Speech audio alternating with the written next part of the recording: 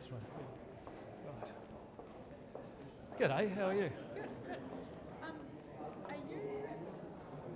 Would you be okay if investors who invested in Kiwibank then wanted to sell their shares and wanted to sell them to foreigners to have that option?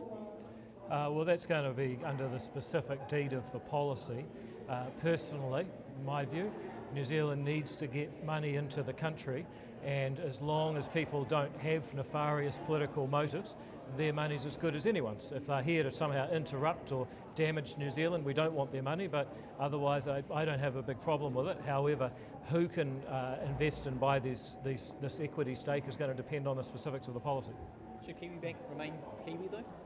Well, I think the question is, can we let the government be the only creditor investing in this bank? The government's got limited amounts of cash, like every family in this country. If we want to build more hospitals and we want to get a bigger Kiwibank to disrupt the industry and bring down fees, then one of the options is to find other people who are prepared to put their money into it. Different subject. Is it time for New Zealand to recognise Palestinian statehood? Look, the fact is that we've always advocated a two-state solution. I think we've got to be very cautious that we're not seen as rewarding Hamas for a disgusting terror attack. Whatever else may have happened since then, that would be an unfortunate historical timeline. Nonetheless, I think New Zealand's position is very clear. A two-state solution would be the best outcome in the long term, and everyone just needs to calm down and stop fighting, because the humanitarian suffering has become intolerable. We're seeing movement from France and from the United Kingdom. Are we being left behind? Well, it depends where you're trying to go, doesn't it?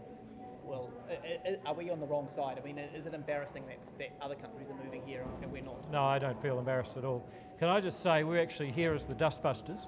We're particularly keen to deal with a lot of the really erratic and crazy WorkSafe enforcement that's driven a lot of anxiety, and also a lot of cost on businesses who have to pay a lot of money for consultants to help them comply with rules, people that may show up. And I've noticed Brooke's got quite a lot to say on this and how we deal with some of these issues. That's true. Today is day 3 of our sector-specific reforms. And so today we're tackling the manufacturing and retail sector because we've heard from people who suggest that it's actually very hard to follow WorkSafe's rules.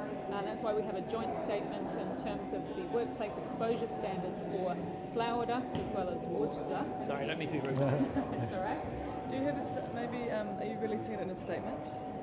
Yes, we have the changes going out? It's a bit of run over. No problem. Sorry. No, that's all right. We understand. No, that's Cheers. right. All right, we'll catch you later.